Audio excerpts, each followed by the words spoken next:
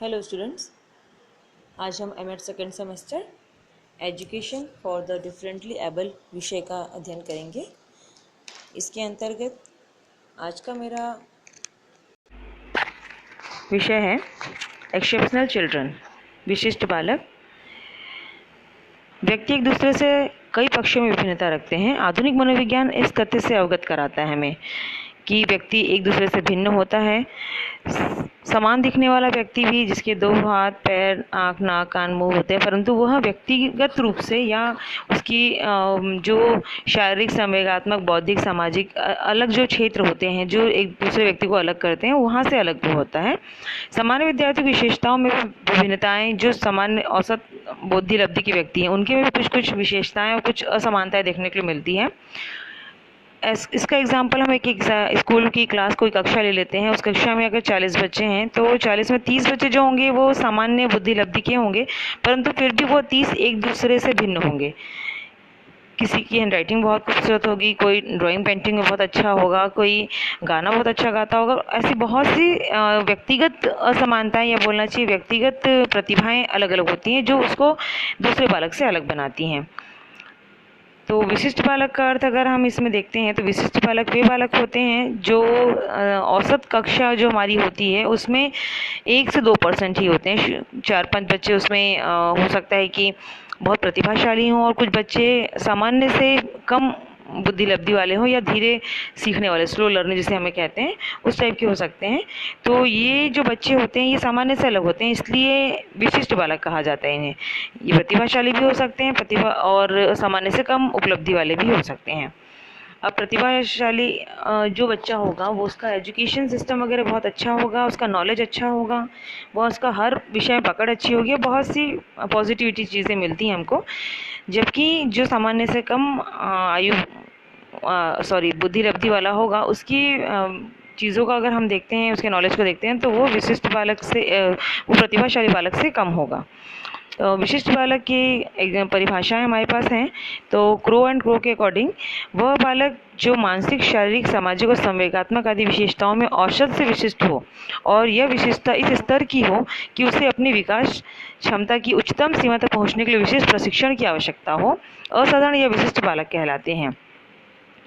Simple सा है, जैसा एग्जांपल मैंने आपको दिया क्लासरूम का, कि सामान्य बालक जो होते हैं वो सामान्य जो करिकुलम हमारा डिसाइड होता है उसमें वो उनकी उपलब्धि दिखाई दे सकती है, परंतु जो सामान्य से कम होते हैं उनके लिए वो करिकुलम टफ होगा, और जो सामान्य से प्रतिभाशाली होते हैं, उच्च बुद्धि लब्धि वाले होते हैं, उनके लिए वह करिकुलम बहुत ही लो कैटेगरी का होगा। तो हम करिकुलम को ऐसा डिज़ाइन करें कि ये दो जो वर्ग हमारे हैं, प्रतिभाशाली और जो एवरेज से कम बुद्धि वाले बच्चे हैं, इनको भी कवर किया जाए। इनके नॉलेज को देखते हुए, इन बच्चों को ध्यान में रखते हुए भी हमको अपना करिकुलम डिज़ाइन करना चाहिए।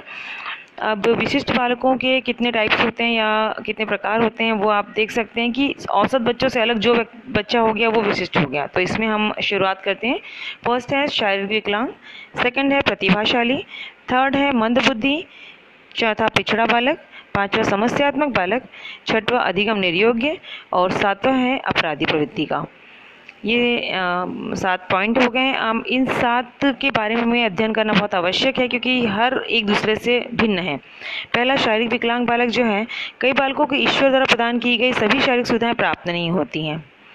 ये जन्मजात होने के साथ साथ दुर्घटनावश भी कई बार शारीरिक व्याधियां उत्पन्न हो जाती हैं बालकों में।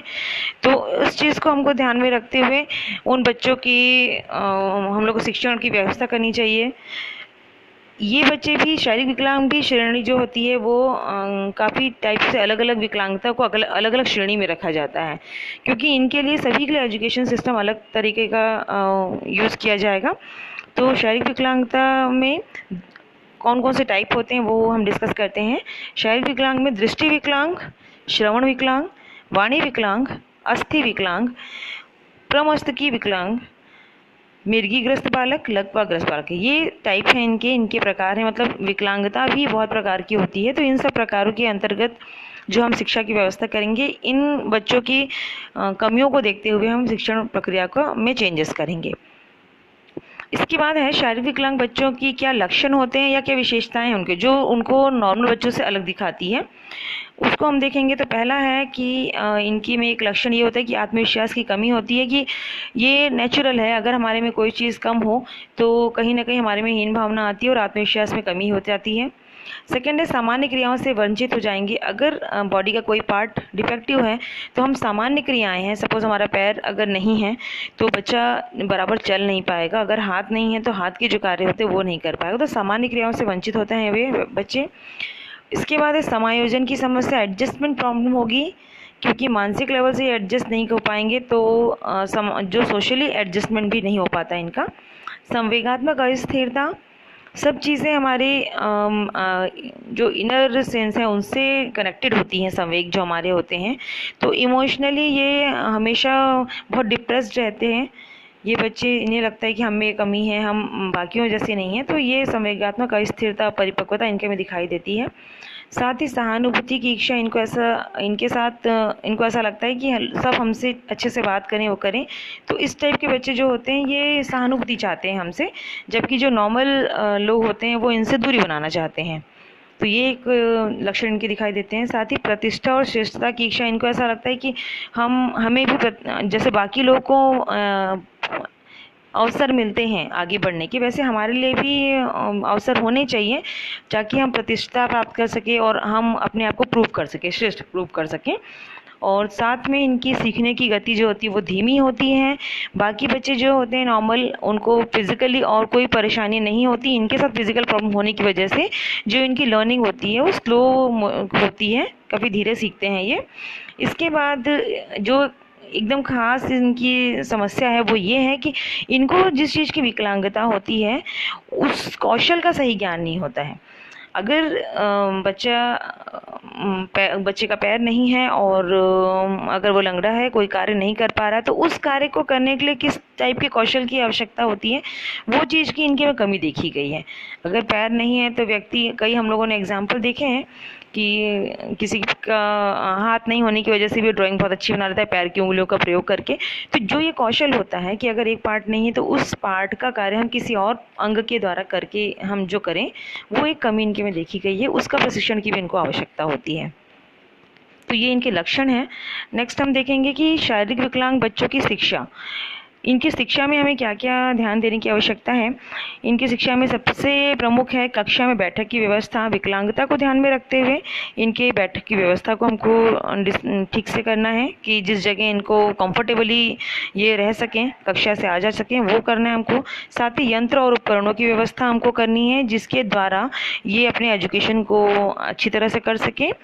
इसके बाद है विशेष विद्यालयों एवं कक्षाओं की स्थापना। इनके लिए स्पेशल क्लासेस की स्थापना या अलग से विद्यालयों की स्थापना होनी चाहिए ताकि अपने सामान्य बच्चों के साथ ही, अपने जैसे बच्चों के साथ ही ये ज़्यादा कंफर्ट जोन में रहेंगे और अच्छी तरह से शिक्षा ग्रहण कर पाएंगे। नेक्स्ट है विशेषज्ञ शिक्षकों की नियुक्ति। जिस तरह की इनके में समस्याएं हैं, उस समस्या का जो एक्सपर्ट टीचर होगा, जिसने उसका प्रशिक्षण प्राप्त किया होगा, वैसे शिक्षकों की नियुक्ति करनी चाहिए उनके लिए। साथ ही इनको हेल्दी एनवायरनमेंट देना चाहिए ताकि यह इन्हें हीन भावना ना आए। नेक्स्ट है पाठ्यक्रम जो इनका हो बाकी बच्चों से भिन्न हो, क्योंकि ये जो अपनी दैनिक चीज़ें हैं वो नहीं कर पाते हैं, वो कार्यों में परेशानी होती है इनको करने में क्योंकि इनके अंग भंग होने की वजह से। तो इनके लिए विशेष पाठ्यक्रम की आवश्यकता है जिसको हमको डेवलप करना चाहिए। साथ ही पाठ्य सहगामी क्रियाओं पर बल देना चाहिए ताकि ये भविष्य में बहुत अच्छा परफॉर्मेंस कर पाएँ। पाठ्य सहगामी क्रियाएं जो भी होती हैं, क्योंकि कई बार ऐसा होता है कि एजुकेशन के थ्रू अगर ये आगे नहीं बढ़ सकते तो अलग कुछ और जो को-करिकुलर एक्टिविटीज़ होती हैं उन सब के माध्यम से भी इनका डेवलपमेंट हो सकता है और ये आगे बढ़ सकते हैं। तो हमको इन सब चीज़ों पर विशेष ध्यान देना चाहिए इनके शिक्षण के समय। नेक्स्ट हमारा पॉइंट आएगा प्रतिभाशाली बालक या गिफ्टेड चिल्ड्रन।